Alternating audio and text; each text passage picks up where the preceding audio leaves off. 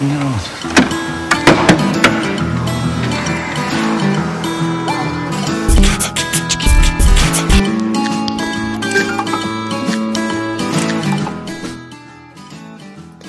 gin dans le Périgord? Eh bien oui, il suffit de venir voir Erika sur le site de l'Escat à Bergerac.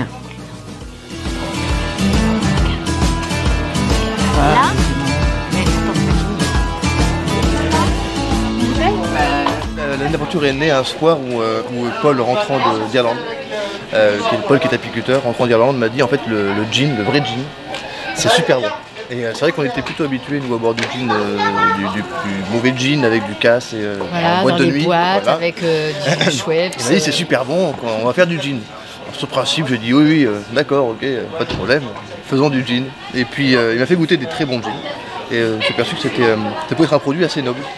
Et comme il habite dans le Périgord, il produit du miel dans le Périgord, et que moi je m'installe dans le Périgord, et on s'est dit autant le produire dans le Périgord. Et personne n'en produisait, donc c'était l'occasion. On a créé le gin périgourdin. Donc vous avez commencé par lequel, le premier? Le dry, le tout premier c'est celui-ci. On a élaboré la recette du dry, et ensuite on l'a décliné pour garder une Alors à base de quoi, de gamme. Pour ceux qui ne connaissent pas? Alors le gin c'est fatalement forcément un alcool de genièvre. Il peut y avoir que du genièvre, il faut qu'il y ait du genièvre dedans, sinon ça ne peut pas s'appeler gin. Donc on peut mettre tout un tas de botaniques.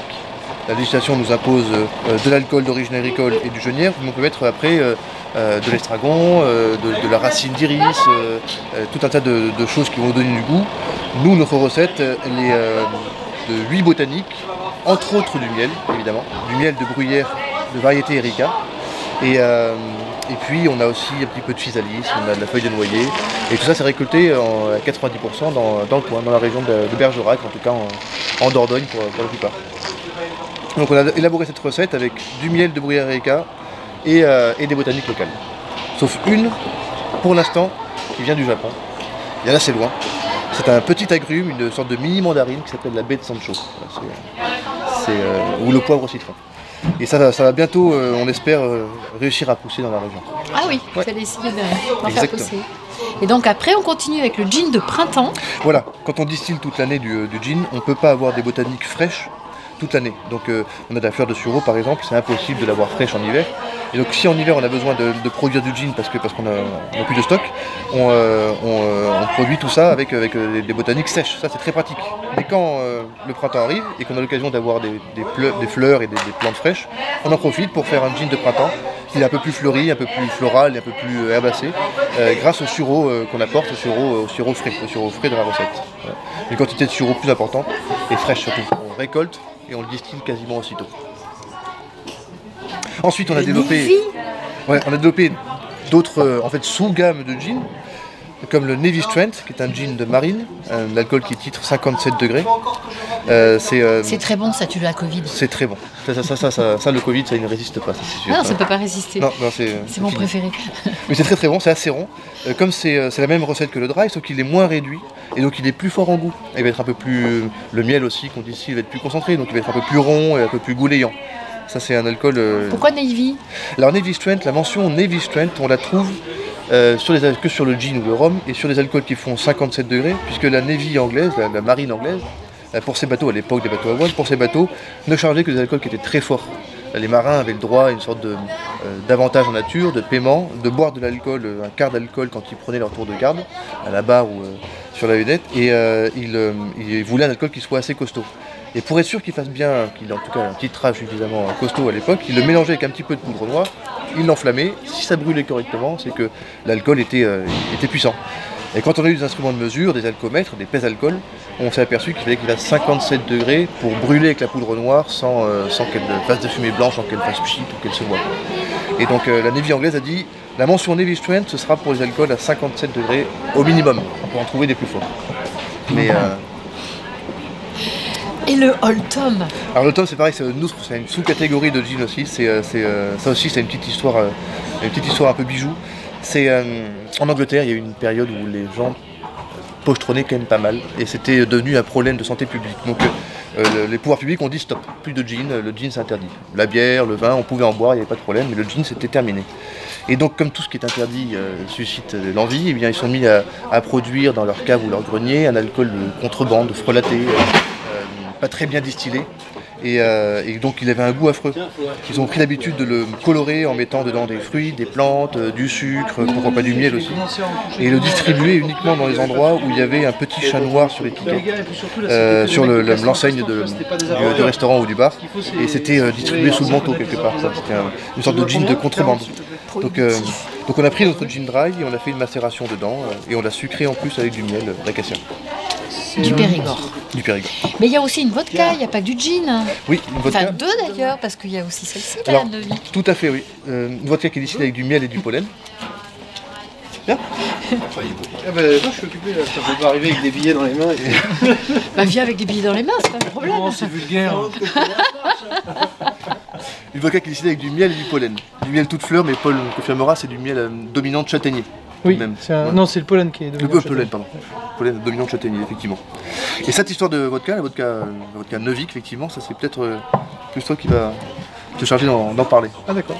J'ai rencontré moi Laurent Deverlange, le patron des cavards de Novik, je crois il y a 3-4 ans, quelque chose comme ça. Ma sœur a bossé pour eux, elle a bossé aussi pour France 3, donc elle a fait un petit reportage chez eux. Après je suis passé le voir parce que j'avais envie de découvrir un petit peu. Il a quelques ruches, donc il m'a acheté des essaims. Et puis finalement on a commencé à tisser un lien comme ça et on a évoqué un petit peu l'idée de faire une vodka il y a 1 an et demi ou 1 an et demi. Et puis finalement on s'est resté quand même dans un coin de notre tête, dans un coin de la tête de Laurent aussi, et puis finalement on s'est mis à travailler dessus. Et on ne voulait pas retravailler avec Berclou, pas parce qu'il est mauvais, mais parce qu'on voulait quelque chose de plus sec. Et puis il y a une typicité différente, et du coup il ne fallait pas qu'on travaille sur le même type d'alambic. Donc on a travaillé avec Clovis Raymond. À Ville-en-Blas. À Ville-en-Blas, exactement. Donc là on a fait la vodka chez lui, c'était génial, on a passé une journée d'enfer. Et mais après voilà, c'est Vianney qui a fait la recette, donc On a mis recette au point, on a fait quelques réunions où on a mangé du caviar. Ah punaise, on a mangé, à mon avis on n'a pas mangé pas loin d'1 kilo de caviar en un an. C'est dur. Ouais. C'est vraiment un métier horrible. difficile. C'est un métier difficile. Faut être honnête, faut le dire. On a une délégation, on est des moines quasiment. Et puis l'équipe de Novik s'est arrêtée sur la recette qui leur plaisait. On l'a distillée celle-là. Super. Ouais. Alors vous êtes installé depuis combien de temps sur le site de l'Escat? Depuis début février. D'accord. Pourquoi l'Escat? C'est une opportunité qui s'est présentée à nous. Ouais. On cherchait un bâtiment parce qu'en fait quand on a commencé, on avait donc la distillerie à côté de Cognac, Ouais. le bureau chez moi, à Église-Neuve, la mielerie aussi, l'entrepôt sous douane chez Vianney. Côté de Marmande. Après on a eu un bureau à Bergerac, enfin bref c'était tout explosé, il fallait absolument qu'on réunisse tout au même endroit pour essayer d'être un petit peu plus organisé. Donc il y a eu cette opportunité, c'est une dame de la CCI qui m'a parlé de ça, c'est Caroline Lial qui m'a parlé de ça et qui m'a mis en contact avec la cave. J'ai visité et puis au final c'est pas parfait, mais c'est quand même 1000 fois mieux que la situation dans laquelle on était. Et est-ce que le fait d'avoir plusieurs entreprises, une brasserie à côté, oui, ça, etc., génial. qu'est-ce que ça vous apporte? Ça apporte de la dynamique, véritablement. Il ne serait pas là, nous on n'aurait jamais fait une journée porte ouverte dans l'état actuel des choses. On n'était pas assez avancé. Après, des contacts, des coups de main, des conseils. Ouais. Bah, même parfois pour du matériel. Emmanuel, il a plus de bouteilles, j'allais dire, plus d'expérience en tout cas. Donc Plus de bouteilles de bière? Voilà. Donc on lui pose pas mal de questions techniques, pas forcément sur le gin, puisque nous on le fait, mais sur des questions techniques, on fait de l'hydromel, sur du conditionnement, sur des choses comme ça, c'est assez intéressant. Donc il y a une belle émulation qui se met en place et ça c'est vraiment satisfaisant. C'était moi l'objectif que j'avais au départ, c'est-à-dire je voulais qu'on construise un bâtiment, on ait la mielerie, la distillerie, une boutique, et puis après une sorte de lieu de vie où les gens passent, où puissent passer du temps, et justement où il y ait de la collusion comme ça, et que les gens puissent partager leurs expériences, et c'est comme ça que ça permet de...